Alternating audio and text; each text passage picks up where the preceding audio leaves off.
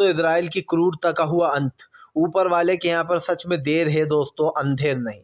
आपको बताते चले इजराइल ने खाना पानी सब बंद कर रखा है गाज़ा के लोगों का।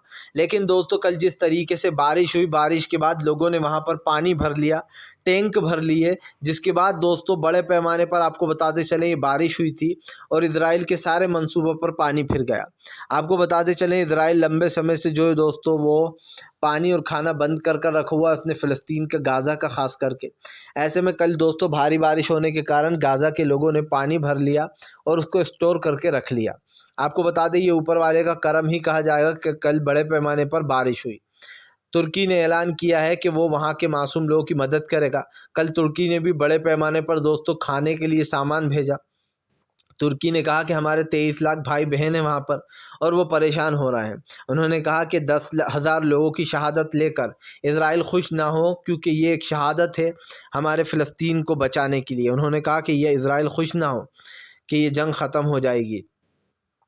तुर्की ने चेतावनी दी है कि इजराइल ने अगर अपनी हरकतें बाज नहीं की तो फ़िलहाल मुस्लिम देशों को वो एक्शन लेना ही होगा।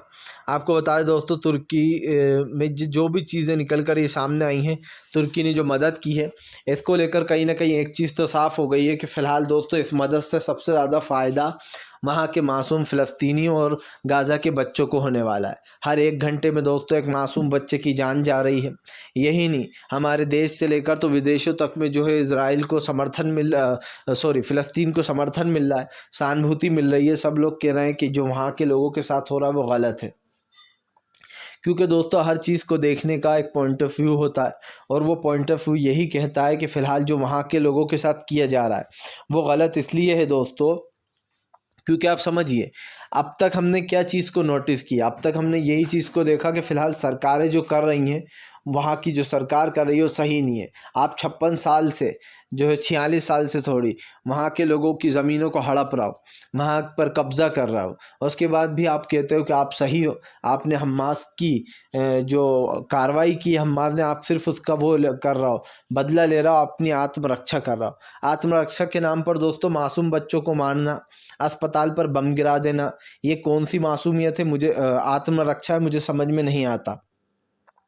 कल आपको बताते चले एक के बाद एक हिजबुल्लाह ने बड़े रॉकेट दागे। हिजबुल्लाह के साथ साथ जो है यहाँ पर आपको बता दूँ हमास ने पूरी तरीके से धुआं कर डाला इज़राइल को।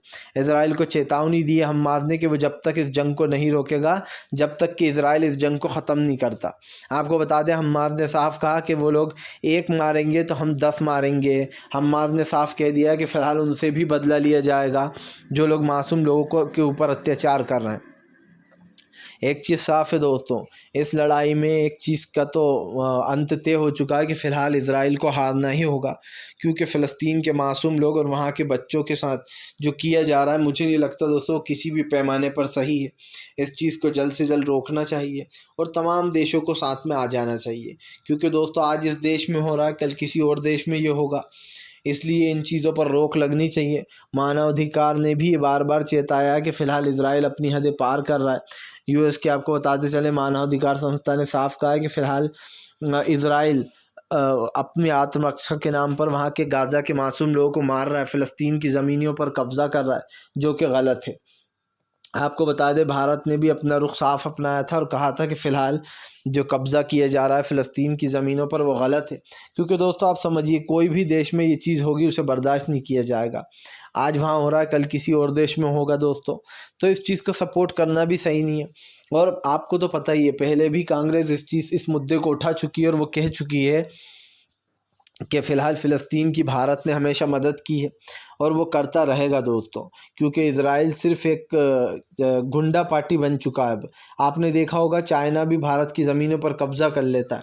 यही नहीं, एक के बाद एक हमास ने रॉकेट दागने के बाद ये साफ़ कर दिया था कि फ़िलहाल वो चाहे कुछ भी कर लें, लेकिन इस बार जो है वो पूरी लड़ाई आर पार की होगी। या तो ये युद्ध रुकेगा दोस्तों, हमेशा के लिए रुकेगा, या फिर ये युद्ध यूँ ही चलता रहने वाला है, क्योंकि इज़राइल की अपनी वो है दोस्तों मांगे, तो वहीं दूसरी तरफ हमास अपनी मांगे रख चुका है कि वो तब तक इस लड़ाई का अंत नहीं कर सकता जब तक कि ख़ुद इज़राइल इसको रोकेगा नहीं। क्योंकि दोस्तों जाहिर सी बात है जब इज़राइल इसको रोक देगा तो उन्होंने कहा कि वो भी इस चीज़ को ख़त्म कर देंगे, लेकिन तब तक के लिए ना इज़राइल दोस्तों, इज़राइल तो बार बार छुप कर मीटिंगें कर रहा है मिस्र में जाकर, सवाल ये उठता है कि भैया आपको मीटिंग करना है, सामने भी कर सकते हो, लेकिन आप लोगों से छुप कर रहे हो ताकि लोग ये ना कहें कि नेतन्याहू डर गया है। फिलहाल वीडियो अच्छा लगे तो लाइक करें।